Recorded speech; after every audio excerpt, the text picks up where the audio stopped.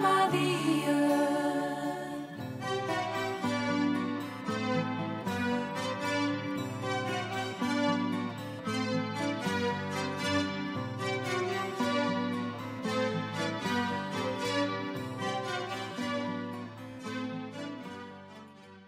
Vraiment, nous sommes des vrais combattants. Et bientôt, le combat sera terminé.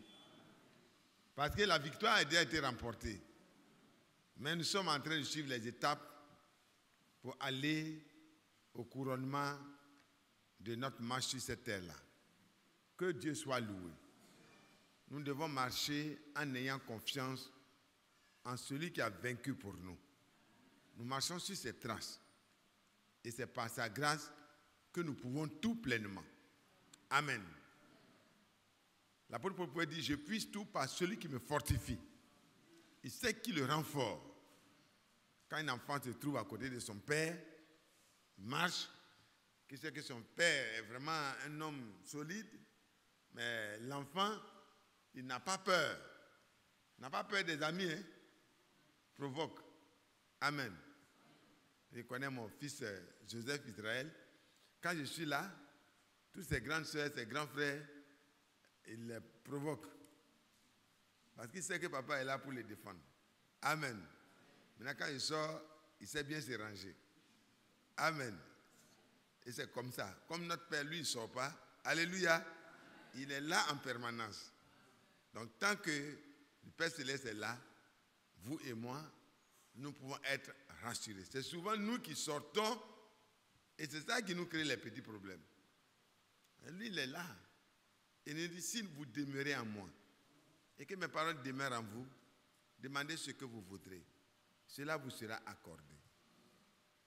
Et dit, au verset 8, Amen.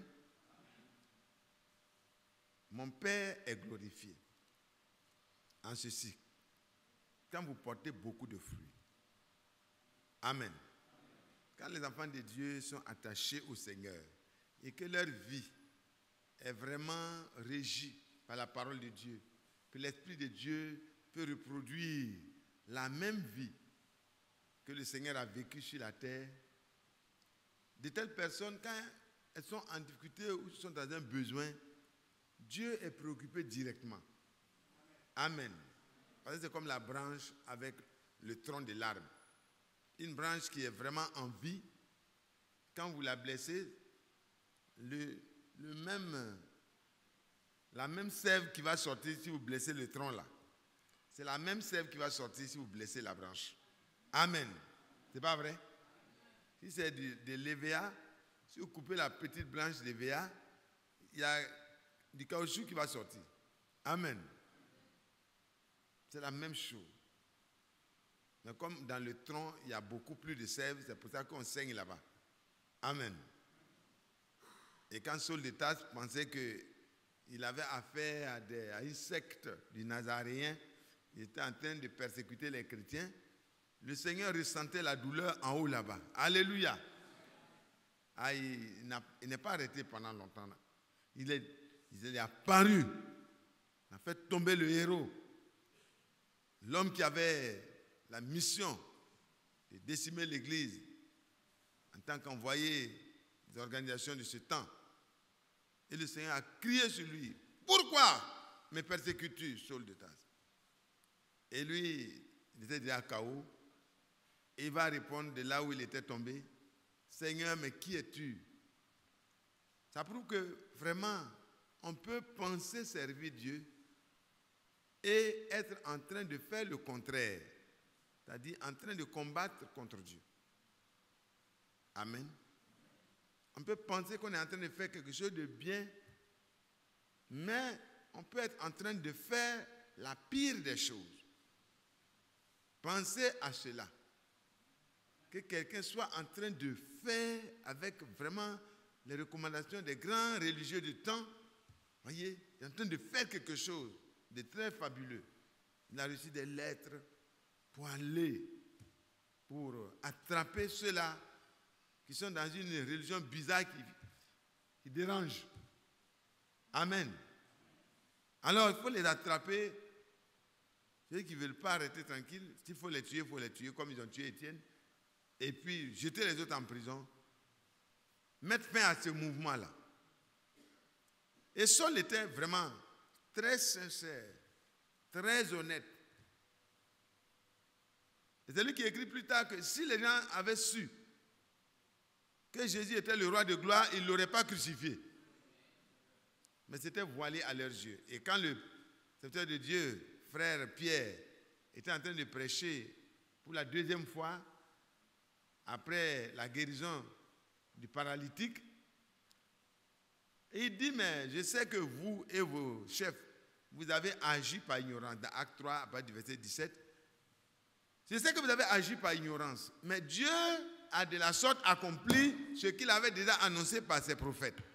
Donc il fallait dans le plan de la rédemption, depuis ce qu'il a dit au prophète Moïse, dans Genèse 3, verset 15, il faut que le talon du fils, voyez, la postérité de la femme, soit blessé mal même. Parce qu'à Golgotha, vraiment, c'était un combat fratricide. Mais l'issue, nous la connaissons. Le Seigneur a crié dans Jean 19, verset 30, tout est accompli. Il a tout accompli, la volonté de Dieu pour laquelle un corps lui a été formé. Hébreux 10 à partir du verset 3, Hébreux 10 à partir du verset 3, il dit, c'est de moi qu'il est question. Dans le rouleau du livre, il est écrit de moi. Tu m'as formé un corps parce que tu n'as voulu ni holocauste, ni sacrifice. Ça ne suffisait pas pour que le péché soit ôté. Pour cela, tu m'as formé un corps. Et dans le rouleau du livre, alléluia, les prophéties bibliques avaient parlé de lui. Dans Genèse, il est parlé de lui. Dans les sacrifices d'Abraham sur la montagne Morija, dans Genèse 22, il est parlé de lui. C'est lui qui était typifié là. Quand encore le Seigneur donne des éclaircissements dans Ésaïe 7, verset 14, Ésaïe 9, verset 5, il continue. Les points saillants, Ésaïe 35, il viendra lui-même. Il viendra lui-même, mais il viendra dans un corps. Et c'est ça qui va faire que les religieux étaient déroutés. Mais il y a des gens qui ont eu la révélation pour savoir que même quand il était encore petit enfant dans les bras d'un vieux comme Siméon, il pouvait dire, maintenant je peux m'en aller en paix parce que mes yeux ont vu ton salut. Le salut qui a été promis, je le vois de mes yeux. Mourir n'est plus un problème pour moi, c'est gagné. Parce que j'ai vu celui qui me sauve. Je l'ai vu. Je peux m'en aller en paix. Si tu ne l'as pas vu, mon frère, tu peux être assis ici, prétendant être dans le message, mais tu ne peux pas être en paix. Parce qu'il faut que tu le vois. Le voir. Ce n'est pas le voir physiquement seulement, parce que beaucoup le voyaient physiquement, mais ils ne l'ont pas vu. Beaucoup le touchaient physiquement, mais ils ne l'ont pas touché. Cette femme est venue, elle est venue avec l'assurance que si je le touche par le vêtement seulement même, je serai guérie. Parce qu'elle savait dans son cœur qui c'était. Et quand elle a touché, elle a été guérie. Ah non, mes frères, ne dormez pas là. Ne dormez pas. Celui qui dort ne dit jamais qu'il dort. C'est paradoxal. Que Dieu nous aide.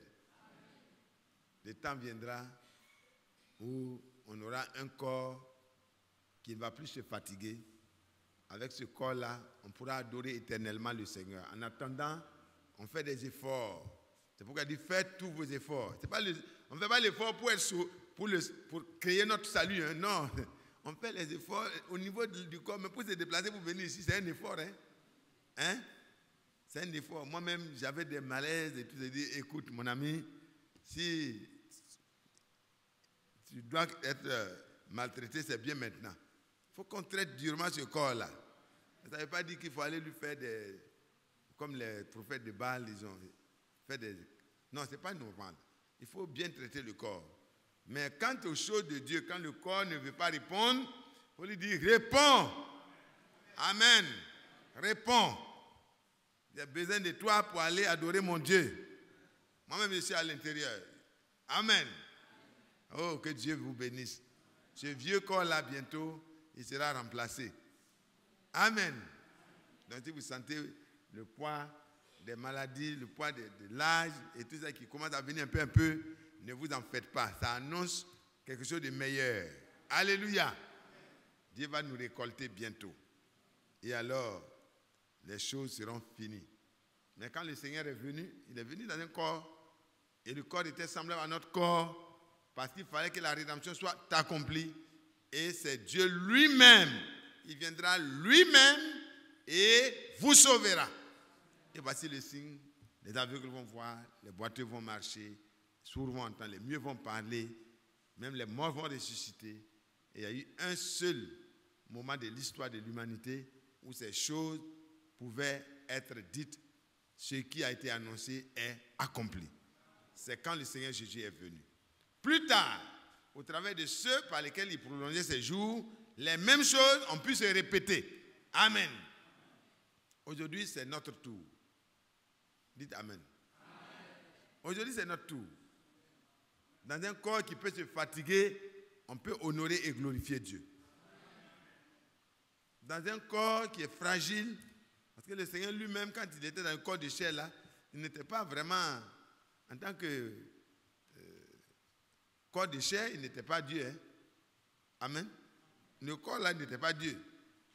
Mais Dieu habitait dedans. C'est pour ça qu'il pouvait arrêter au puits de Saint-Jean, au puits de Jacob, il est là, il est fatigué, il s'assoit, il a besoin d'un peu d'eau pour boire, et il peut demander ça à une femme. Mais plus tard, en tant que le Dieu suprême qui a promis, dans Isaïe 55, venez, vous qui avez soif, je vais vous donner de l'eau sans que vous me payiez quelque chose. Là, quand il invitait cette femme-là, il dit, si tu savais quel est le don que Dieu a fait, ce n'est pas toi qui vas donner de l'eau à celui qui est devant toi là, mais c'est lui. C'est à lui que tu allais demander l'eau, l'eau qui désaltère, l'eau qu'il faut pour ne plus revenir assoiffé à chaque fois. Et quand quelqu'un rencontre le Seigneur Jésus et qu'il se désaltère, il n'est plus en train de courir derrière les femmes, il n'est plus en train de courir derrière les hommes, elle n'est plus en train de courir derrière les hommes du moins, il n'est plus en train de courir derrière l'argent, la popularité, la grandeur, parce qu'il est au-dessus de tout cela maintenant. En Jésus-Christ, nous sommes placés dans les lieux célestes déjà, quoique notre corps soit encore sur la terre en train de traîner dans les problèmes, nous sommes déjà positionnés dans les lieux célestes en Jésus-Christ. Amen. Et là, nous avons tout pleinement, véritablement. Ayez un vrai besoin, frère. Ayez un vrai besoin et parlez-en à Dieu. Vous allez voir que vous avez tout pleinement. Dieu ne va même pas attendre et puis, non, non, non, non. Si c'est nécessaire que ça soit maintenant, Dieu le répond maintenant. Parce qu'il a le pouvoir de créer ce qui n'existe pas. Abraham avait besoin d'un animal pour le sacrifice. Il a dit que l'Éternel se pourvoira lui-même l'animal du sacrifice. Parce qu'il devait ramener son fils.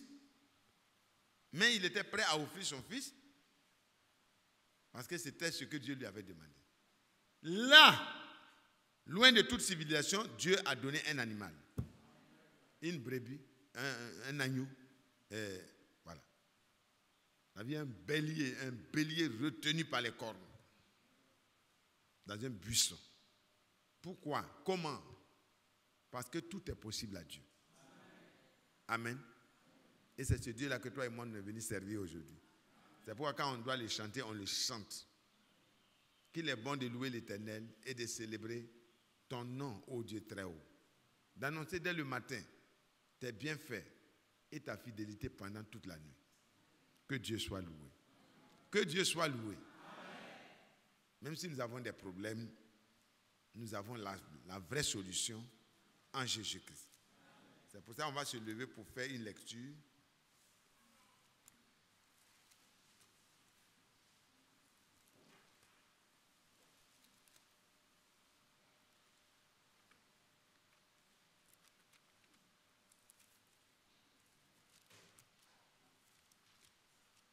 Prenez AG. AG.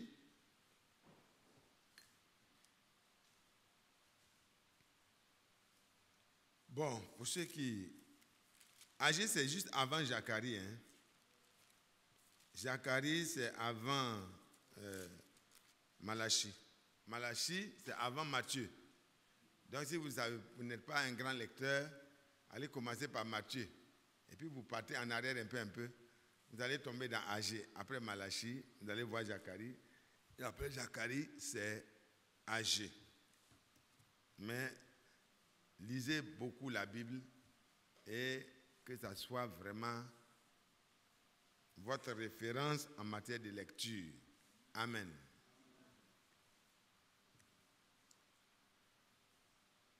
Au verset 2. AG 1 à partir du verset 2. Ainsi parle l'Éternel des armées. Ainsi parle l'Éternel des armées. Ça veut dire, ce qui va suivre là, ça mérite notre attention entière. Ce n'est pas un homme, mais c'est l'Éternel des armées, notre Dieu, qui s'appelle dans le Nouveau Testament le Seigneur Jésus-Christ. Ce peuple dit, le temps de rebâtir, non, le temps n'est pas venu. Le temps de rebâtir la maison de l'Éternel. Ce peuple dit, le temps n'est pas venu. Le temps de rebâtir la maison de l'Éternel. Amen.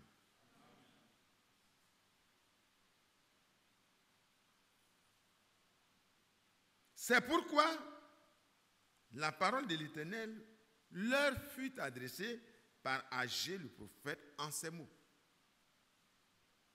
Est-ce le temps pour vous d'habiter vos demeures lambrisées quand cette maison est détruite? Ainsi parle l'Éternel des armées.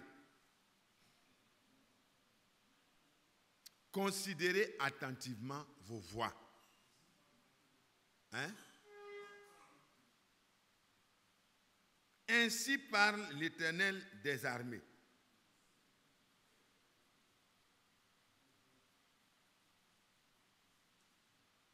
Excuse-moi.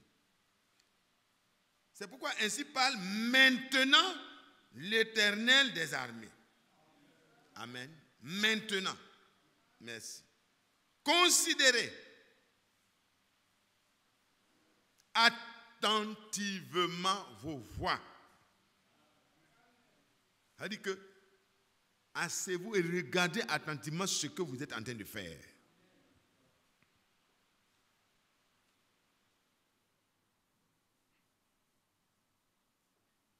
Regardez. Vous semez beaucoup. C'est-à-dire que vous travaillez beaucoup. Pour vos besoins, vous faites beaucoup d'efforts. Et vous recueillez peu, vous récoltez peu. Vous mangez ce que vous avez récolté. Et puis quoi? Vous n'êtes pas rassasié. Les mêmes problèmes sont là. Vous buvez. Et vous n'êtes pas désaltéré. Qu'est-ce qui se passe? Vous êtes vêtus, vous vous habillez pour...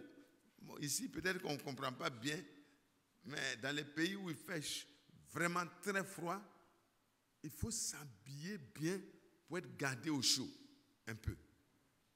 Il dit, mais vous êtes vêtus, vous êtes habillés avec les habits qui doivent normalement réchauffer votre corps, mais vous n'avez pas chaud. Le froid vous atteint. Le salaire de celui qui est engagé dans un travail, parce que celui qui est à gage, c'est celui qui est engagé. Ça tombe dans un sac percé. Vous n'avez jamais remarqué ça? Quand tu prends ton argent, tu sors pour aller prendre le bus même. et puis ta poche ou bien ton sac est percé, tu as mis, et puis tu continues ta route. Tu es sûr de toi, hein? Au moment où tu veux sortir l'argent, il n'y a rien.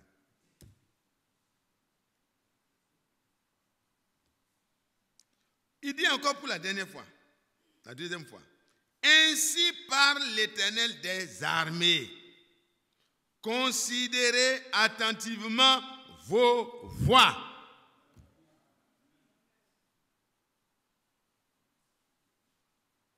Et maintenant vient une recommandation, un conseil de père. Alléluia. Oh Dieu, il reprend. Il instruit. Il dit, je vous instruis, je t'instruis pour ton bien. Voici l'instruction. Montez sur la montagne. Apportez du bois. Et bâtissez la maison. J'en aurai de la joie et je serai glorifié, dit l'Éternel. Qui veut que Dieu soit glorifié? Qui veut que Dieu ait de la joie? Or, quand Dieu est joyeux, nous sommes bien. Quand le père revient à la maison et puis il est content, est-ce que ce jour-là, les enfants ne vont pas manger bien? Il y a souvent les glaces, beaucoup de choses dans la main, beaucoup. C'est vraiment bon. Que Dieu soit dans la joie et que Dieu soit glorifié. Vous comptiez sur beaucoup, les conséquences de ce qu'on n'a pas pris cette bonne position-là. Vous comptiez sur beaucoup et voici, vous avez peu.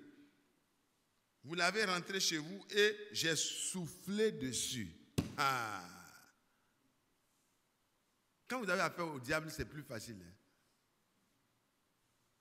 Quand c'est le diable qui vous attaque, vous chantez « L'ennemi m'attaque, tu me défends. L'ennemi me tente, tu me soutiens. » Là, c'est encore moins grave. Mais quand c'est Dieu que vous avez en face, vous voyez comment c'est dramatique? Certaines situations, vous priez, il n'y a pas de réponse, parce que c'est Dieu même qui souffle. Continuons. Vous l'avez rentré chez vous. Dieu attend, vous avez fini de rentrer. Mais j'ai soufflé dessus. Pourquoi? Dieu parle et il répond lui-même. Pourquoi? Dit l'Éternel des armées. À cause de ma maison, mon temple. Alléluia. À cause de ma maison qui est détruite. Tandis que vous vous empressez chacun pour sa maison. C'est pourquoi les cieux vous ont refusé la rosée et la terre a refusé les produits qu'elle doit vous donner. J'ai appelé la sécheresse sur le pays et sur les montagnes, sur le blé et sur le mou. Il n'y a pas de pain, il n'y a pas de vin. Et sur l'huile. Sur ce que la terre peut rapporter, sur les hommes et sur les bêtes, et sur tout le travail des mains. Alléluia. Je dis, c'est moi. J'ai soufflé dessus. J'ai appelé la sécheresse. J'ai créé toutes les complications. On va prier. Frère Kouma, élève la voix. Viens et recommande-nous. Nous allons méditer pendant environ 1 heure de temps. Si on peut finir avant 1 heure de temps, on va s'arrêter et puis on va prier. Considérons attentivement nos voix, frères et sœurs. Nous prions. Seigneur Dieu, nous venons de lire ta parole parce que tu nous permets de savoir lire. Nos capacités s'arrêtent là. Les capacités de celui qui a lu et de nous qui avons écouté s'arrêtent là. Le vrai du travail, le véritable, c'est toi qui peux le faire. Permettre que ces paroles trouvent une place dans nos cœurs. Amen. Et nous aider. Certainement, tu as des reproches à nous faire. Tu veux nous aider. Aide-nous, Seigneur. Aide-nous. Parce que nous sommes tes enfants. Amen. Et c'est pour toi que nous sommes arrivés ici. Ce n'est pas pour nous rencontrer entre frères ou sœurs, mais c'est pour te rencontrer. Et quand tu réunis ton peuple, tu le nourris véritablement. Oui. L'homme ne vit pas de pain seulement, mais il vit de toute parole qui sort de la bouche de Dieu. Amen. Parle à nos cœurs. Bénis-nous, Seigneur, parce que nous te le demandons dans le nom de Jésus-Christ. Amen. Amen. Gloire à Dieu. Dieu bénisse notre frère qui a prié.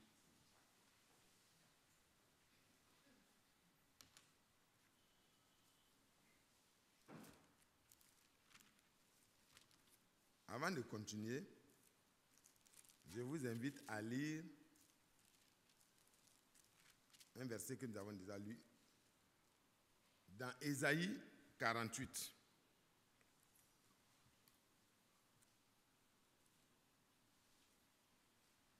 Ainsi parle, à partir du verset 17, Ésaïe 48, verset 17. Ainsi parle l'Éternel, ton Rédempteur, le Saint d'Israël, c'est lui qui parle. Moi, l'Éternel, ton Dieu, je t'instruis pour ton bien. Dites Amen. Dieu dit, quand je te donne les instructions là, quand je te donne les enseignements là, Dieu est déjà bien haut. C'est pour que nous ayons part au bien de Dieu. Parce que les biens de Dieu là, ça suit un canal. C'est là où la parole de Dieu est prise en considération. Quand un enfant va à l'école, c'est pour être instruit. Et celui qui l'instruit, c'est que quand lui-même il avait été instruit, plus tard, voilà ce qu'il gagne. Amen. Ça, c'est pour les choses naturelles. Un enfant qui va à l'école, qui écoute l'instruction bien, qui continue,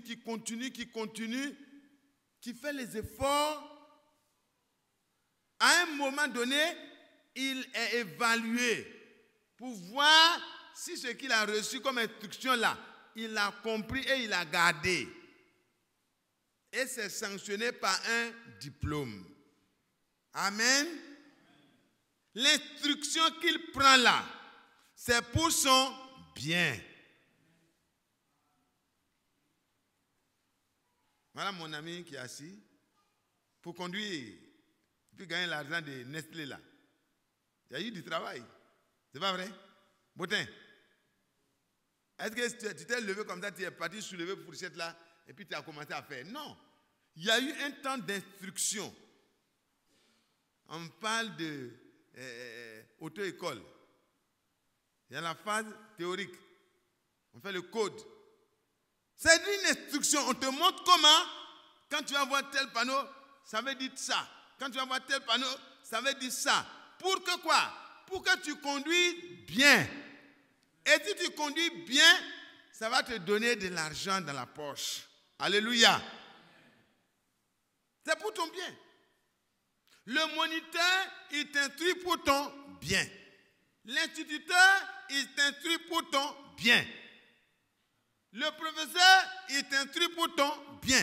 À quelque niveau que ce soit, s'il y a une instruction qui est donnée, même les parents, ils instruisent les enfants dans les voies qu'ils doivent suivre, mais c'est pour le bien de l'enfant. Mais ici, c'est le plus haut niveau d'instruction. Alléluia.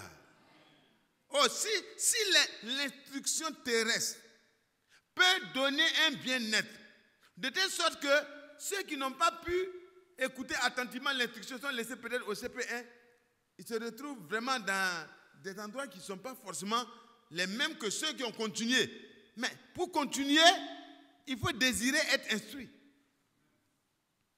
Les enfants qui désertent l'école, Ils ont déserté le lieu de l'instruction.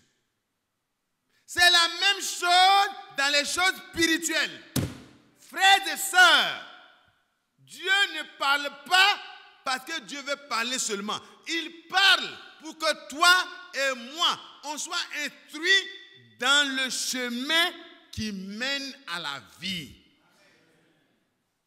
Il nous montre comment on doit réussir dans les choses du royaume. Pour devenir professeur d'art plastique, il faut apprendre. C'est clair, hein? Tu ne deviens pas un artiste peintre du coup comme ça, tu sors du néant, tu ne veux pas apprendre. Même si tu as un don naturel, il y a des instructions que tu dois recevoir. Même si tu as le don naturel, il y a des instructions. Tu dois être encadré par les maîtres du savoir. Et le maître du savoir, pour l'élu, c'est le Seigneur lui-même, par sa parole et par son esprit. Vous qui êtes ici, frères et sœurs, vous qui écouterez après, je vous en supplie, quand Dieu nous instruit, c'est pour notre bien. Il dit, je te conduis dans la voie que tu dois suivre. Ah, Dieu, il est bon, hein? La voie que tu dois suivre là, je te montre ça. Le code, dans le code de route qu'on apprend avant de prendre le volant là, il y a des voies qu'on dit on n'emprunte pas ça. C'est pas vrai? Il y a des voies interdites. C'est bien large, hein? Mais c'est interdit. Si on te voit là-bas, on peut mettre ta voiture en fourrière. Ah, le commissaire est là-haut. Donc, les policiers, ils sont là. Ils attendent. Une fois que tu as pris cette voie-là, ils disent, ça marche aujourd'hui.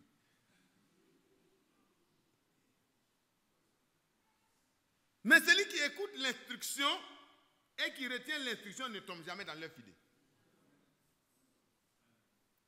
Son argent reste dans sa poche, il finit. Parce que 22 000 francs de fourrière, c'est beaucoup d'argent, ça fait plusieurs popotes pour nous autres. C'est pas vrai? Et Dieu, il connaît mieux le code de la vie. Alléluia. Quand il nous dit de ne pas aller dans ce sens, c'est pour notre bien. Quand il nous dit d'aller par là, c'est pour notre bien. Quand il nous dit de nous arrêter, c'est pour notre bien. Quand il nous dit de repartir en arrière, c'est pour notre bien.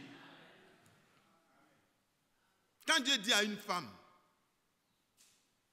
sois soumise à ton mari en toutes choses, ça ne change rien à la sainteté et à la grandeur de Dieu, mais c'est pour le bien de cette sœur.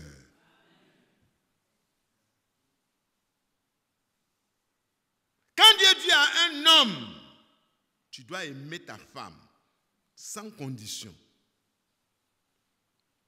L'aimer comme Christ a aimé son église. Et s'est livré lui-même pour elle. Si Dieu a dit à Paul d'écrire, il a dit à Pierre d'écrire, il a dit à ses prophètes d'écrire ces choses pour que nous soyons instruits en les lisant et en écoutant les choses qui concernent notre marche. Frères et sœurs, c'est pour notre bien. Dieu veut nous bénir. Mais regardez le décor qui a été planté dans Agé. Regardez le décor.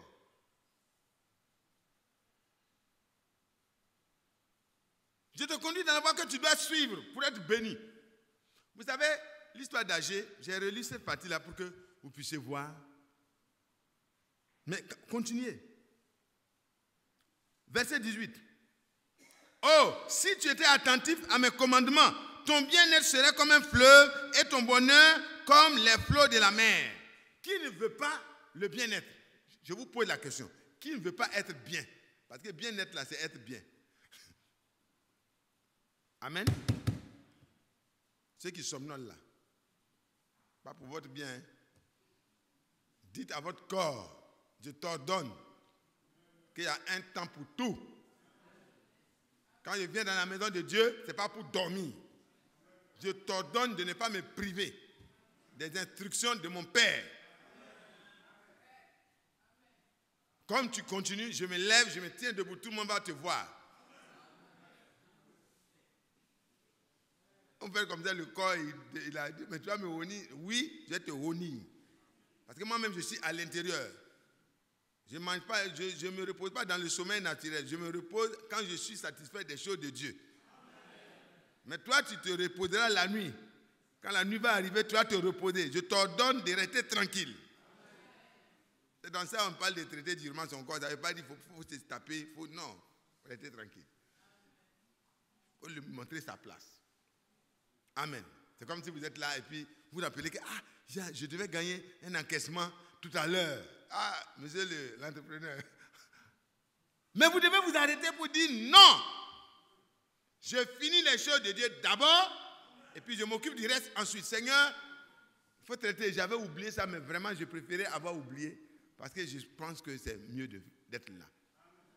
Et regardez ici, frère. Oh, si tu étais attentif, être attentif à ce que Dieu dit nous amène au meilleur bien-être. Il dit, ton bien-être serait quoi? Comme un fleuve. Tu as déjà vu un fleuve? On ne parle pas des rivières, hein? Frère Pico. Fleuve, rivière, lac. C'est pas la même chose, hein? Le fleuve, là, ça sort de la source, la nappe naturelle souterraine. Ça sort de là. Et généralement, ça jaillit au travers des rochers ou bien d'une montagne et ça s'écoule.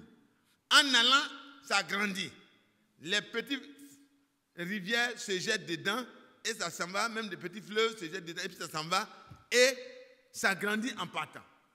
Ton bonheur là, ton bien-être là du moins, ça va commencer à partir de Dieu. Alléluia. La source invisible. Et ça va sortir.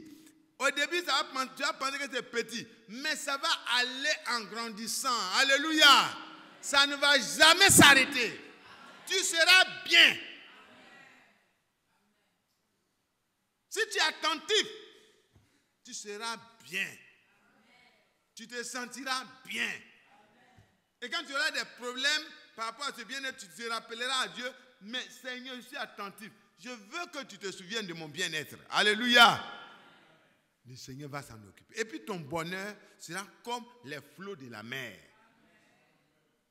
Vous avez vu que le sable qui est au bord de la mer a fini.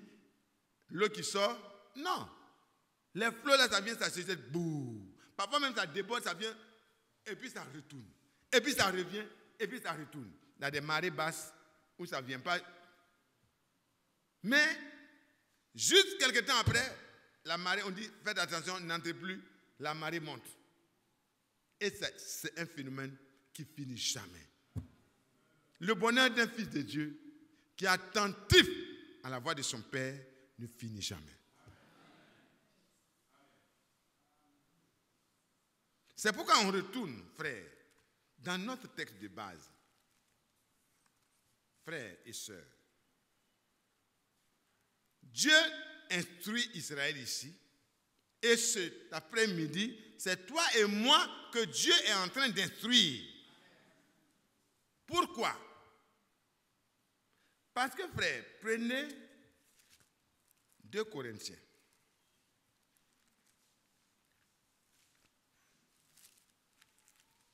2 Corinthiens, au chapitre 6. 2 Corinthiens au chapitre 6. À partir du verset 16. Quel rapport y a-t-il entre le temple de Dieu, la maison de Dieu, et la maison des idoles? Alléluia. Quel rapport y a-t-il entre le temple de Dieu et les idoles? Car vous êtes le temple de Dieu.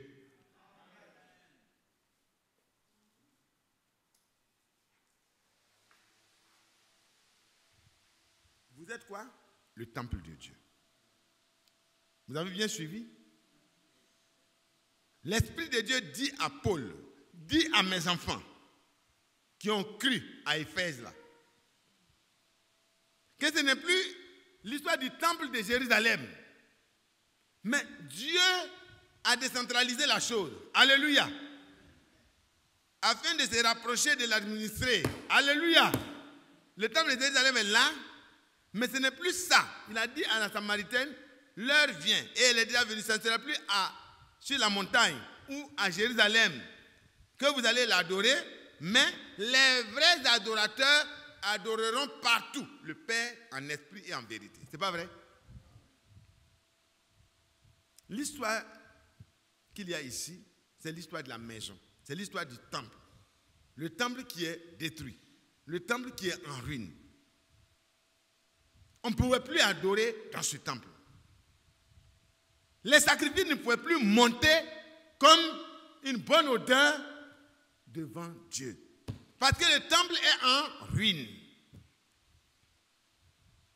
Et si vous repartez dans l'histoire, vous allez voir que le Seigneur avait promis qu'il va susciter un roi à qui il va donner le commandement. Son nom sera Cyrus. Il dit, c'est lui qui ordonnera à mon peuple de repartir et au temple qu'il soit rebâti. C'est pas vrai? Il dit oui. Mon serviteur, je vais le susciter. Son nom sera Cyrus. Frère, il faut me rechercher ça. Cyrus. Et Cyrus, au moment marqué, a ordonné. Il a fait un édit royal. Et il a dit, y a-t-il des gens qui sont de ce peuple-là? Le Dieu du ciel et de la terre, il m'est apparu. Il m'a ordonné de laisser partir son peuple pour qu'ils aillent rebâtir sa maison. Le but, c'était ça. Est-ce que parmi mon royaume, dans toute la terre, est-ce qu'il y a des gens qui appartiennent à ce peuple-là, qui sont encore dans la captivité, qu'ils soient libres pour retourner? Et le but, c'était quoi? Pour rebâtir la maison. Et qu'ils brûlent dans la maison les holocaustes, que j'en ai de la joie. Alléluia. Et Cyrus dit qu'ils aillent rapidement pour qu'on ait la possibilité. Voyez, la première année de Cyrus, c'est de 2 Chroniques au chapitre 36, notez ça, 2 Chroniques 36, le verset 22. La première année de Cyrus, roi de Perse, afin que s'accomplisse la parole de l'Éternel prononcée par la bouche de Jérémie. Parce que Jérémie avait dit que Israël et les terres d'Israël, comme les gens étaient en train de faire ce que Dieu ne veut pas, Dieu va donner 70 ans. 70 ans pendant lesquels les terres d'Israël se reposeront. 70 ans de captivité, 70 ans de souffrance, 70 ans d'esclavage, 70 ans d'errance. Mais Dieu avait promis qu'après ce temps-là, il va ramener Israël sur sa terre. Et c'est pourquoi Jérémie, de manière symbolique, devant Baruch, a fait venir quelqu'un pour racheter la terre qu'il avait. Pour acheter une terre, vous voyez. Jérémie a acheté une terre à un de ses parents. Pour dire, mais tu annonces que nous serons déportés et que nous serons esclaves. Mais pourquoi tu achètes une terre pendant ce temps? Il dit, oui, j'achète, partir dans 70 ans, Israël reviendra. Et la parole de Dieu, Dieu veille sur sa parole pour l'exécuter. Quand Dieu dit une chose, Jérémie 1, verset 12, je crois, il veille sur ce qu'il a prononcé et il l'accomplit. Et il dit ici, la première année de Cyrus. C'est-à-dire, dès qu'il a été mis au pouvoir, Dieu avait déjà annoncé ça. Qu'il suscitera un homme qui s'appellera Cyrus, mon serviteur. Un païen, hein? Mais Dieu l'a choisi. Dieu connaissait son cœur. Il dit, lui là, il ordonnera à mon peuple de repartir et à ma maison, il dira que cette maison soit rebâtie. Et dès la première année où l'homme prend le pouvoir sur le royaume de Perse et de Mède, alors l'édit royal a été publié. Il dit, afin que s'accomplisse la parole de l'Éternel prononcée par la bouche de Jérémie, l'Éternel réveilla l'esprit de Cyrus, roi de Perse. Alléluia. Oh, alléluia. Frère, c'est notre Père qui contrôle la situation. Le diable ne contrôle pas la situation qui nous concerne. Dites Amen. Ta situation n'est pas dans les mains du diable. Ne t'occupe pas du diable. Occupe-toi de comment tu vas faire ce que Dieu t'a dit de faire. Israël pouvait parler mal des rois qui les avaient amenés en captivité. Il pouvait même les... Mais ce n'est pas ça qui était la solution. Est-ce qu'Israël pouvait combattre pour se délivrer de la main du roi de Babylone? Du roi des Médo-Perses? Il ne peut pas. Mais Israël avait une espérance. Israël avait une promesse. Et celui qui a fait la promesse, c'est celui dont il est écrit. Il dit, alléluia, afin que s'accomplisse ce que l'Éternel avait prononcé par la bouche de Jérémie, afin que cela s'accomplisse, c'est Dieu lui-même qui entre en scène, qui réveilla l'esprit de Cyrus. Mon frère et ma soeur, reste dans la position que Dieu veut pour toi. Si tu es une femme, mets-toi à la disposition de Dieu dans l'humilité, dans la soumission. Tu es un homme, mets-toi dans la position que Dieu veut. Quelle que soit la condition, tu es un esclave, ne t'en fais pas. Par la grâce de Dieu, tu vas sortir de là. Pendant que nous sommes dans la bonne position, Dieu lui-même se souvient de tout ce qu'il faut pour accomplir ce qu'il avait prononcé d'avance en notre faveur. Est-ce que les Juifs sont allés se plaindre? Est-ce que c'est les Juifs qui sont allés dire au roi, bon, ça fait 70 ans maintenant. Voilà, monsieur le roi, toi tu viens d'arriver, hein? Peut-être tu ne sais pas. Mais notre Dieu avait promis qu'après 70 ans, il doit nous faire sortir. Alors nous sommes là, laisse-nous sortir. Non, c'est l'Éternel qui réveilla l'esprit de Cyrus. Frères et sœurs, pour ce qui concerne vous et moi, notre salut, ce n'est pas nous qui avons demandé un prophète. C'est nous qui avons demandé que Dieu nous donne un prophète. C'est nous qui avons dit, Seigneur, suscite-nous un prophète pour que Malachie 4, verset 5 à 6 s'accomplisse. Et comme ça, nos cœurs vont être ramenés à l'enfant de nos pères. C'est Dieu lui-même qui s'est soutenu de sa promesse et qui a suscité ce qu'il faut. Ce que Dieu veut, il t'instruit pour ton bien. Les instructions que Dieu donne là, c'est pour ton bien. Il te montre la voie que tu dois suivre pour que la restauration promise s'accomplisse en toi. Ce n'est pas nous qui pouvons nous restaurer, mais Dieu peut le faire. Ce n'est pas Israël qui pouvait lutter pour repartir à Jérusalem, mais Dieu veille à le faire. Mais notre contribution, c'est quoi? Oh, si tu étais attentif. Oh, si tu étais attentif, Israël. Ton bien-être que j'ai décidé là, ça va être comme les fleuves. Et ton bonheur sera comme les flots de la mer. Le bien-être, le bonheur. C'est ce que les hommes cherchent partout. Hein. Quand vous voyez les rois, quand vous voyez les gens qui montent au pouvoir, qui ne veulent pas partir, quand vous voyez partout, à gauche, à droite, les guerres, les bruits de guerre, c'est chacun cherche son bien-être personnel. Mais Dieu dit que pour toi et moi là, c'est lui-même qui va veiller sur ça. Il veut simplement que nous soyons attentifs. Quand Dieu parle, tout homme doit faire silence et être attentif. Regardez votre voisin, si somnole, dites-lui, prends courage mon ami, le temps n'est pas au sommeil, mais c'est à l'écoute. Roi de Perse, qui fit faire, il réveilla l'esprit de Cyrus, roi de Perse, et le roi sous l'ordre de Dieu. Oh Dieu, tu es bon, hein?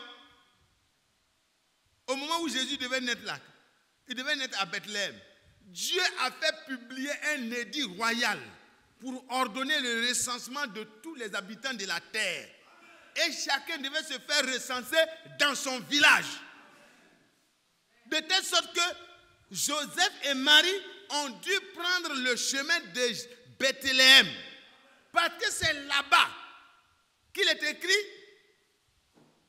dans le prophète Michée au chapitre 5, c'est de toi que naîtra celui qui paîtra Israël.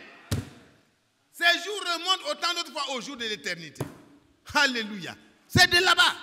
Mais frère, si Dieu a dit une chose, il a le pouvoir lui-même de faire réaliser ce qu'il a dit. C'est pourquoi Abraham, dans Romains 4, à partir du verset 20, 21, 19, 20, 21, vous pouvez lire doucement. Alors, il dit que il savait, il ne doutait pas par incrédulité au sujet de ce que Dieu a promis, parce qu'il savait que ce que Dieu promet, il peut aussi l'accomplir. Je ne sais pas si vous comprenez. Vous comprenez? On avance, hein? Ce que Dieu dit là, si tu es attentif là, la suite là, ça va se produire. Si Dieu a dit une chose, et puis toi, ton cœur est saisi, ton cœur tremble, parce que tu veux faire ce que Dieu a dit, même si tu n'as pas la force de faire ça, Dieu va te rendre capable. Quand moi je lis Hébreux 11, 11, ça me fortifie. Sarah n'était pas en mesure d'enfanter à 89 ans, elle ne peut plus concevoir. À 90 ans, elle ne peut plus faire d'enfant. Mais le Seigneur a parlé. Y a-t-il rien qui soit trop difficile de la part de l'Éternel? Sarah a entendu ça. Ça a changé tout. Sa foi a trouvé de la force. Elle n'était pas incrédule. Sa foi a trouvé de la force. Alléluia. Et sans faiblir au sujet de la promesse, Abraham crut. Tout ça c'est parce que Dieu a parlé. Quand Dieu parle, toi mon frère, ne raisonne pas. Tiens-toi à ce que Dieu a parlé. Il ne considère pas point que son corps était déjà usé. Voyez, puisqu'il avait près de 100 ans et que Sarah n'était plus en état d'avoir des enfants. Mais il ne douta point par incrédulité au sujet de ce que Dieu a promis. Mais il fut fortifié par la foi. Il donna gloire à Dieu. Quand vous êtes attentif et que la parole de Dieu fortifie votre foi et que votre foi vous fortifie, alléluia, vous donnez gloire à Dieu. Alors, qui ne veut pas que Dieu soit glorifié? Moi, je veux que Dieu soit glorifié. Et voyez, Cyrus a proclamé l'édit. Il dit que ce peuple reparte. Ramène l'édit royal. C'est 2 Chroniques au chapitre 36 à partir du verset 22. Alors, le roi de Perse fit faire de vive voix et par écrit cette publication dans tout son royaume. Non seulement il a envoyé des gens pour proclamer ça, la bonne nouvelle, alléluia.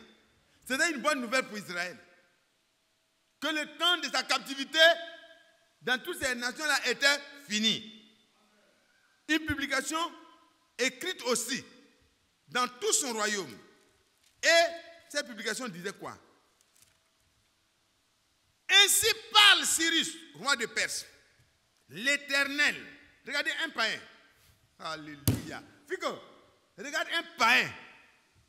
Il connaît le nom du Dieu d'Israël par révélation. Dieu s'est révélé à lui, comme il s'est révélé à toi aujourd'hui.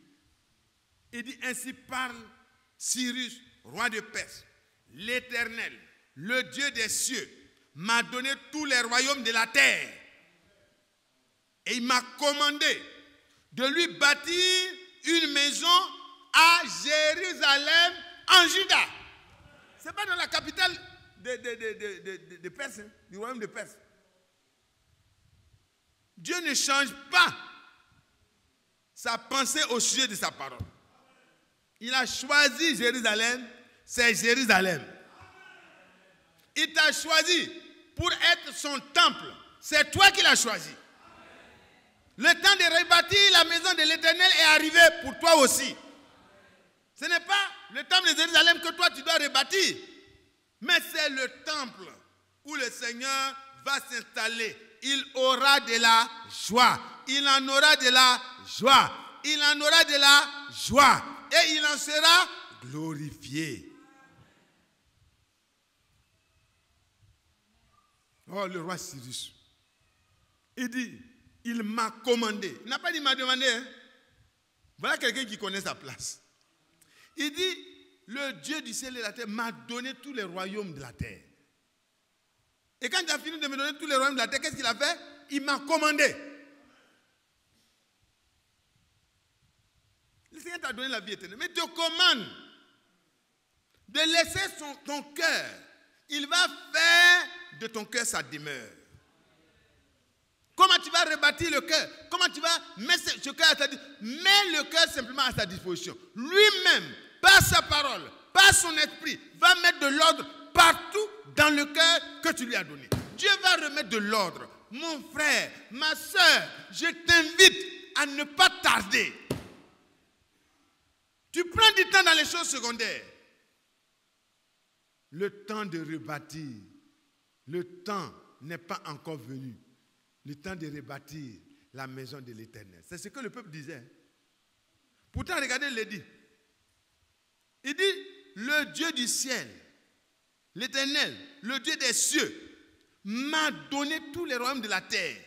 Et il m'a commandé de lui bâtir une maison en Juda, à Jérusalem, en Juda. Qui d'entre vous est de son peuple? Que l'Éternel, son Dieu, soit avec lui et qu'il monte. Frères et sœurs, nous sommes sortis de la captivité. Ce n'est pas pour retourner et faire ce que nous voulons en étant dans le royaume de Dieu. Non, non, non, frère. C'est pour que la maison, à partir de laquelle la vraie adoration, qui se fera en esprit et en vérité, soit faite aussi par toi. C'est un parallèle. Hein? Ce qui s'est passé avec Israël, c'est la même chose qui se passe avec l'épouse. Israël n'avait pas le pouvoir de décréter son retour. Mais Dieu a décrété son retour et l'a commandé au roi. L'église épouse ne pouvait pas susciter elle-même un prophète pour être reconduit dans la foi de ses pères, les apôtres. Mais Dieu lui-même s'est souvenu de sa promesse. Et il a pris un homme comme le frère Branham qui n'avait pas de grandes instructions, qui n'était pas sorti de grandes écoles théologiques. Et Dieu l'a envoyé, l'a commandé. Va refaire sortir mon peuple. Par le Saint-Esprit, nous avons été amenés à sortir de la confusion. Mais quand il dit qu'il monte, c'est pour faire quoi? C'est pour aller rebâtir les maisons de leurs parents? Je vous pose la question. Parce que tout Israël avait été dévasté. Il y a des raisons de commencer à chercher vraiment ses propres affaires.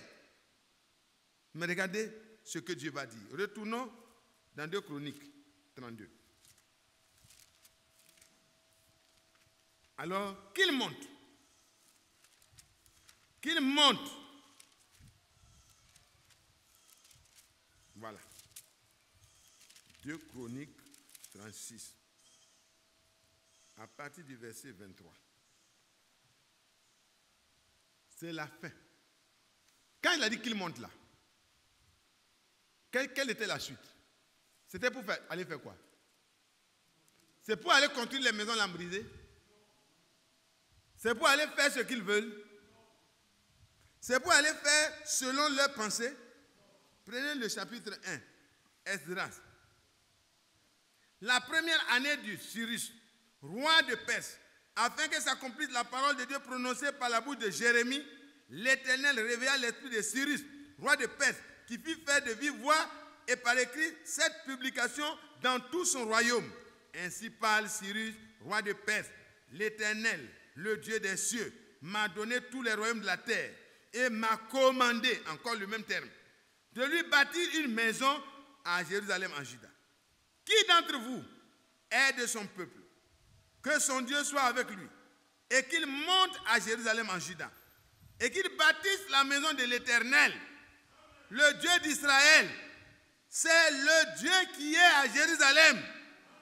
Dans tout lieu où séjournent des restes de son peuple, du peuple de l'Éternel, les gens du lieu leur donneront de l'argent, de l'or, des effets et du bétail, avec des offrandes volontaires pour la maison de Dieu qui est à Jérusalem. Est-ce que vous suivez, frère? Est-ce que c'est pour aller construire la maison? Le premier but était d'abord la maison de l'Éternel.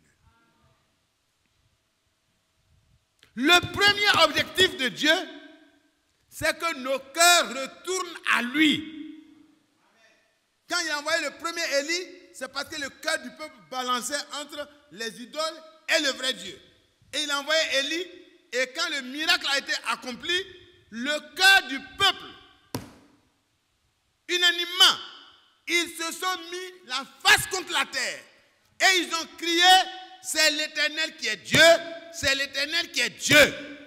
Parce qu'Élie avait dit, que tu prouves que c'est toi qui es Dieu et que je suis ton serviteur et que j'ai agi selon ta parole, j'ai fait toutes choses d'après ta parole.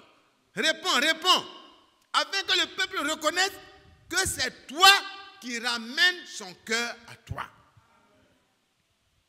Quand Dieu a répondu, le cœur du peuple était l'objectif de Dieu. Ça n'a jamais été autrement. Hein? Quand vous partez dans Ézéchiel 36, à partir du verset 24, il dit, je vous ramènerai. Je vais répandre sur vous une eau pure. Et vous serez purifiés de toutes vos souillures et de toutes vos idoles. Et Dieu avance. Hein? Il dit, je vais vous donner un cœur nouveau. Je vais enlever votre cœur de pierre. Et je vais mettre à la place un cœur de chair. Je vais enlever votre esprit perverti.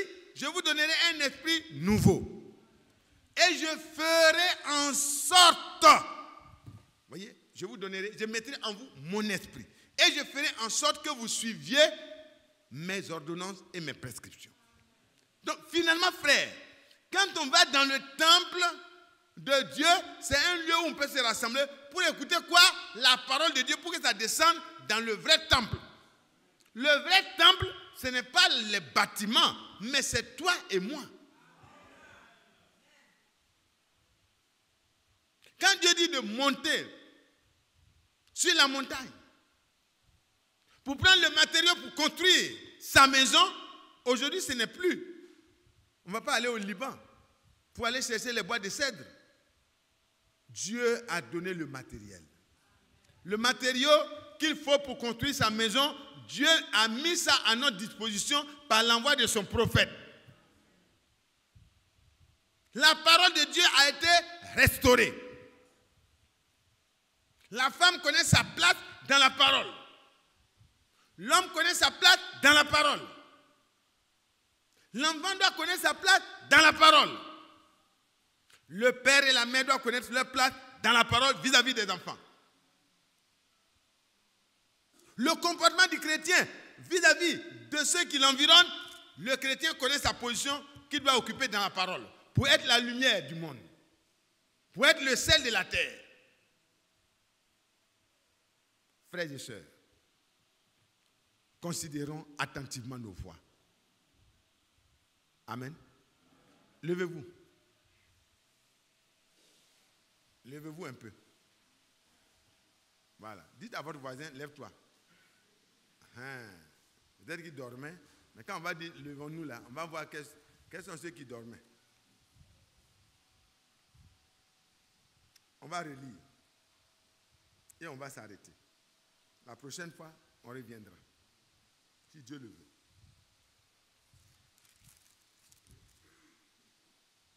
voyez que les dons ont été faits.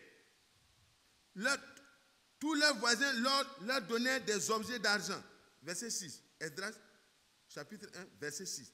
Tous leurs voisins leur donnaient des objets d'argent, de l'or, des effets, du bétail et des choses précieuses. Outre toutes les offrandes volontaires, en dehors des offrandes volontaires, voilà tout ce qui a été donné. Le roi de Cyrus a rendu les ustensiles de la maison de l'Éternel que Nebuchadnezzar avait emporté de Jérusalem et qu'il avait placé dans la maison de son Dieu. Ça avait été gardé en sécurité. Alléluia. Le roi a rendu tout ça. Amen.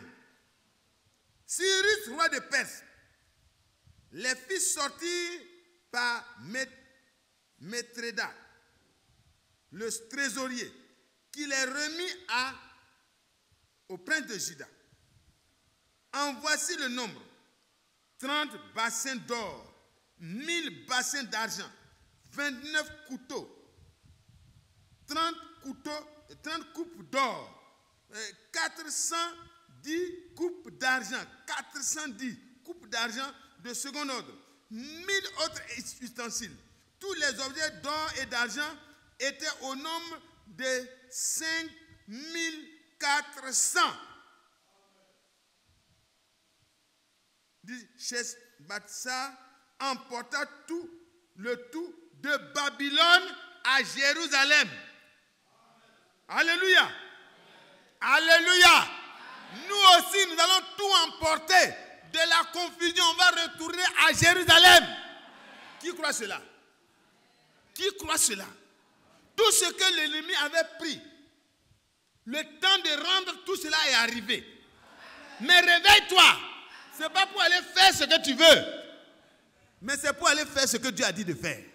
Rebâtir la maison de l'Éternel. Replacer chaque ustensile à sa place. Replacer chaque sentiment, chaque position qu'un enfant de Dieu doit avoir là. Ça doit être remis à sa place. Pour que le Seigneur en trouve du plaisir. Pour que la maison de l'Éternel devienne une maison d'adoration. Ton cœur ne doit plus être un atelier où Satan fait ce qu'il veut. Ça doit être consacré à Dieu. Les sentiments doivent changer. Les comportements doivent changer. La manière de penser doit changer. Un cœur nouveau, un esprit nouveau. C'est dans ça que Dieu a dit: je ferai en sorte que mon esprit vienne habiter en eux. Ils seront mon temple. Ils seront mes fils et mes filles. Il dit: vous êtes le temple de Dieu. Amen. Qui croit qu'il est le temple de Dieu? Qui croit que Dieu l'a fait ressortir de tout ce cafouillage de la religion, de ses parents, de la coutume, pour qu'ils viennent? Pas pour qu'ils viennent adhérer à une église d'Abidjan, mais pour qu'ils redeviennent à nouveau un lieu d'adoration. Qui croit cela? C'est la mission que Dieu nous a confiée, frère. Si chacun de nous devient le temple de Dieu, frère, dans tout ton environnement, tous ceux qui veulent adorer Dieu viendront vers toi. Ils viendront. Ceux qui ont des problèmes viendront. Mais ils ont oublié la mission. Quand ils sont sortis avec les objets d'or, avec tout, les cadeaux, les dons volontaires et tout, à la prospérité, l'église d'Abidjan peut être bénie matériellement. Mais ce n'est pas pour ça que Dieu nous a appelés. Les bénédictions matérielles ne sont pas suffisantes. Revenons. Et que nos cœurs soient humblement déposés devant Dieu. Parce que frères et sœurs, ne regardons pas aux choses rapidement passables. Ça va passer. Ils sont arrivés, ils se sont empressés, comme ils avaient beaucoup d'argent, ils avaient beaucoup de moyens, ils ont commencé à construire leur maison pour bien habiter. Et puis après, ils ont oublié le travail même de la maison de l'Éternel pour lequel ils sont revenus. Frères et sœurs, regardez ce que nous sommes. Est-ce que c'est comme ça que nos pères, les ancêtres, nos pères, les apôtres étaient? C'est comme ça qu'ils se comportaient? C'est comme ça qu'ils étaient? C'est comme ça leur vie était? Est-ce que c'est pour ça que Dieu nous a ramenés à la parole à laquelle nos pères ont cru? C'est pour ça? C'est pour former un club? C'est pour former une grande église? C'est pour envoyer des grosses voitures? C'est pour venir avec beaucoup de... C'est pas de ça que Dieu a besoin. C'est de toi-même. c'est de ton cœur, c'est de tes sentiments. Dieu veut tout changer et il peut habiter dedans. Quand des frères peuvent s'asseoir pour critiquer encore, c'est de ça que Dieu a besoin.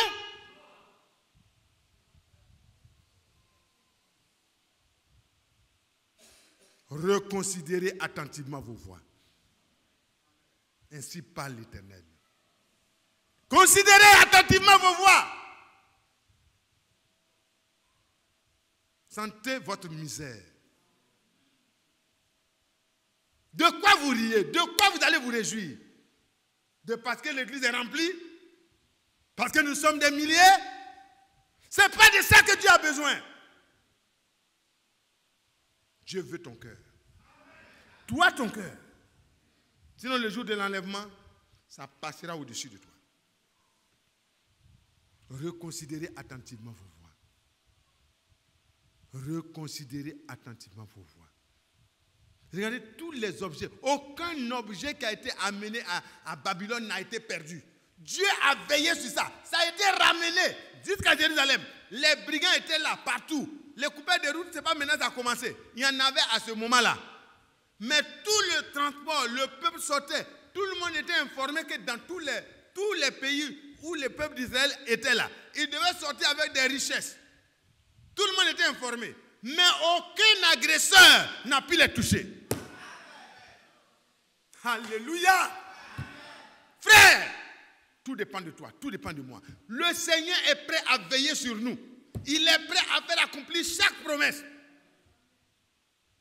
Oh, si tu étais attentif. Oh, si tu étais attentif.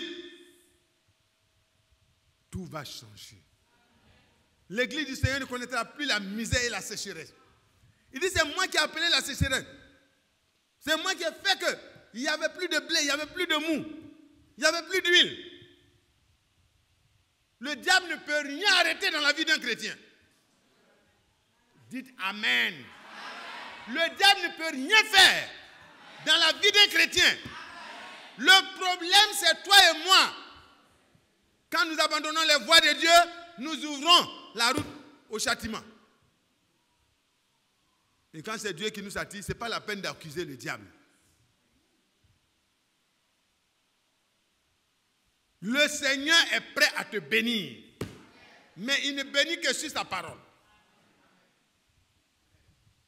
Le temps est arrivé, il a dit sortez, on lui a donné tout. Ils arrivent là-bas, ils se préoccupent de leurs petites entreprises, de leurs activités. Ils courent à gauche, à droite. Et personne n'a le temps pour les choses de Dieu. Que Dieu ait pitié de nous. On est retourné à la foi de nos pères, les apôtres. On a les livres, la biographie, on a les brochures, on a les DVD, on a les DVD, les TVD, tout. Tout l'arsenal. Puis on est assis au milieu de ça. Le temps n'est pas encore venu de s'occuper. Bientôt, bon, j'ai des projets. Seigneur, il faut bénir mes projets. Seigneur, il faut bénir mes activités. Seigneur, il faut me donner mariage. Seigneur, il faut me donner enfant. Seigneur, il faut me donner temps. Seigneur, il faut me donner temps. Va lire Matthieu 6, 33. Cherchez premièrement le royaume et la justice de Dieu. Et tout le reste, Dieu vous le donnera. Il a déjà promis de vous donner votre bonheur, votre bien-être. Dieu a promis de s'en occuper. Ne courez plus après ça. C'est les païens qui courent après ça. Nous faisons la volonté de Dieu. On se préoccupe de comment plaire à Dieu. Comment faire ce que Dieu a dit de venir faire. On est sorti des dénominations. On est sorti de la confusion de Babylone. C'est pour retourner à Jérusalem, pour rebâtir la maison de l'Éternel. Faites en sorte que j'ai du plaisir. Retournez dans notre verset de base et puis je vais laisser le frère Kouma à 30 exactement. Frère Kouma, tu peux te rapprocher. Oh là là, c'est beau, c'est merveilleux. Quand on comprend et que notre cœur se révolte contre nous-mêmes pour comprendre que ce n'est plus le moment de courir derrière ces choses-là, comme Géasi. Voyez, au moment où il fallait faire les choses de Dieu, lui courait derrière l'argent. Et ça, il veut faire des champs, il veut faire des bâtiments, il veut faire ça, il veut faire ça, il veut faire ça. Il n'a plus de temps pour les choses de Dieu. Il a laissé le prophète derrière. Hein. Il est en train de courir derrière l'argent. Un homme de Dieu est en train de courir derrière l'argent. C'est misérable, c'est pitoyable. Des enfants de Dieu sortis de la captivité, qui sont revenus pour marcher avec la parole de Dieu, qui courent derrière les choses de ce monde. Frère, lisons pour que le frère prenne la relève. Je relis maintenant. Amen. Verset 2. Ainsi parle l'Éternel des armées. Ce peuple dit, le temps n'est pas venu. Le temps de rebâtir la maison de l'Éternel. Et nous avons lu que la maison de l'Éternel, le temple de Dieu, c'est ton cœur. C'est toi-même. Ce n'est pas Jérusalem là. Nous, on n'a rien à voir avec le rebâtir. Ils vont rebâtir ça parce que c'est comme ça que c'est fait pour Israël. Mais pour toi et moi, nous avons une responsabilité de laisser Dieu rebâtir notre cœur. Amen. Continuons. Il dit, ce n'est pas le temps de bâtir, de rebâtir la maison de l'Éternel. C'est pourquoi ainsi parle l'Éternel. La parole de l'Éternel leur fut adressée par Agé le prophète. Est-ce le temps pour vous d'habiter vos maisons lambrisées quand cette maison est en ruine? Est-ce que c'est le temps? Je vous pose la question. Est-ce que c'est bon de voir nos projets? On veut que nos projets réussissent. On veut avoir ça, on veut avoir ça, on veut avoir ça. Et on est très peu préoccupé par l'état spirituel pour lequel le Seigneur nous a fait sortir de toutes les organisations. Où sont passées ces nuits de prière individuelles? Où sont passés ces moments où on se retrouve à 2, à 3 pour passer du temps pour dire, Seigneur, mon cœur, je te le reconsacre. Tu as promis de restituer tout. Restitue. Pour rebâtir le temple de Jérusalem, le Seigneur a permis que tout soit restitué. Frère, comment c'est pas vrai? Tout a été restitué, même tous les objets d'or et d'argent. Et ils ont transporté ça. Aucun bandit n'a touché à ça. Quand Dieu restaure, le diable ne peut pas toucher. C'est pas vrai? Quand Dieu restaure, aucun démon ne pourra toucher à ton foyer. Quand Dieu restaure, toutes les choses que le diable avait brisées et mis en captivité, Dieu les redonne. Mais c'est ton cœur d'abord. Alors je termine.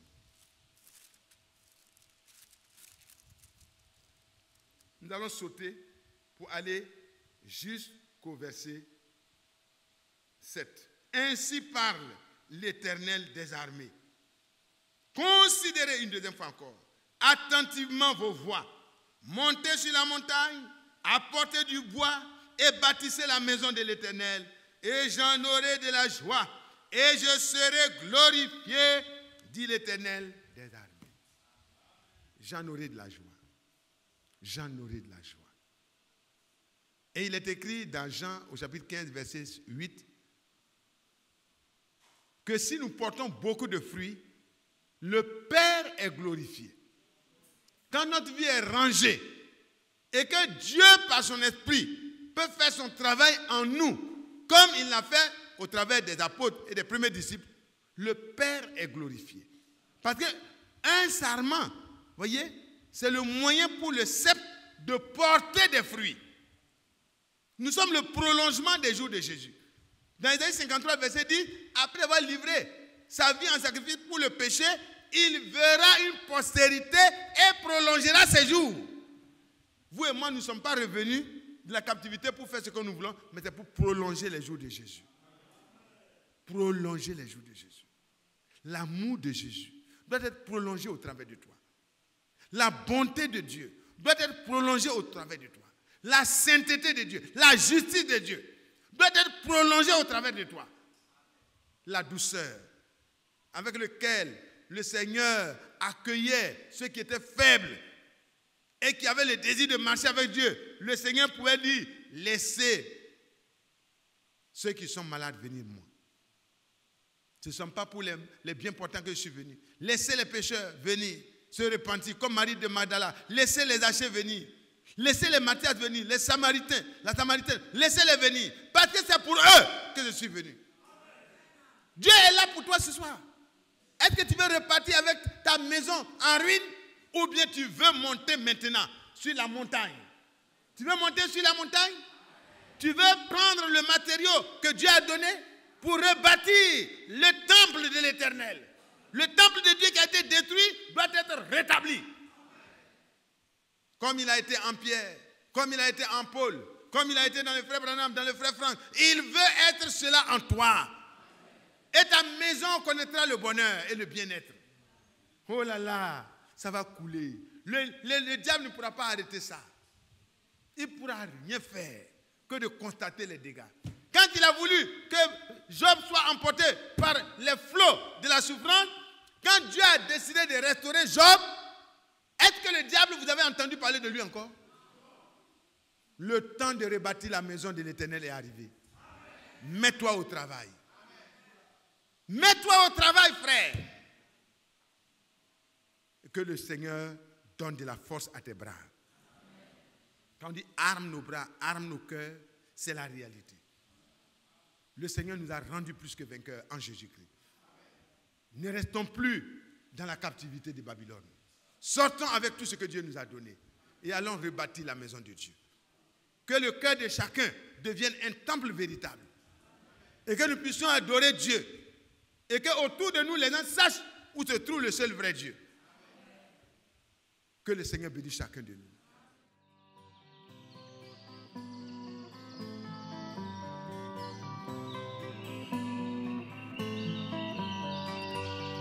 J'aime l'Éternel, car il entend ma voix. Il a penché vers moi son oreille, et je le chanterai.